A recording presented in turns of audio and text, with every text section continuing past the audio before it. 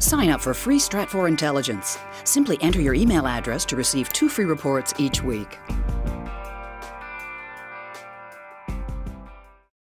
U.S. military authorities are referring to the downing of a helicopter used by U.S. Special Forces, in which as many as 30 American military personnel were killed, as a one-off incident. While that may be the case, the downing of a U.S. military helicopter with as many as 25 members of the Navy SEALs aboard it will be a source of emboldenment for the Taliban.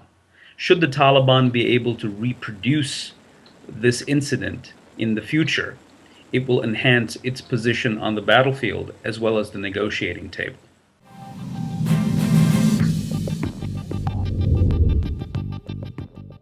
A Pentagon spokesperson described the incident in which 30 U.S. military officials were killed aboard a CH-47 helicopter that was brought down by a Taliban RPG as a one-off incident, and cautioned against reading too much into it, and said that this did not constitute, quote, a watershed or a new trend. Indeed, the available evidence does suggest that the Taliban militiamen got lucky in this particular incident in the province of Wardak in central Afghanistan, when a team of Navy SEALs tried to rescue Rangers who were pinned down in a firefight with the jihadist militiamen.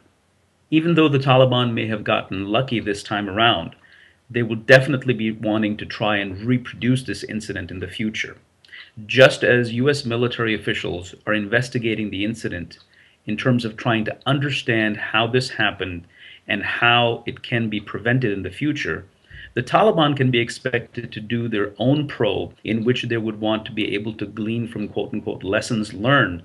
The point to note here is that while the tactical military skills and circumstances may be reproducible, but in the long run, the frequency of such events essentially depends upon the Taliban having advanced intelligence on helicopter missions.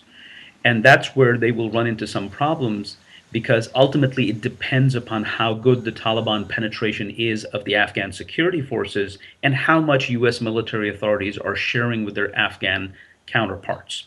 Should the Taliban be able to bring down additional helicopters in the near future, then that allows them to extract concessions from the United States on the negotiating table in terms of the circumstances of withdrawal and the share of power that the Taliban will be demanding in a post-NATO Afghanistan.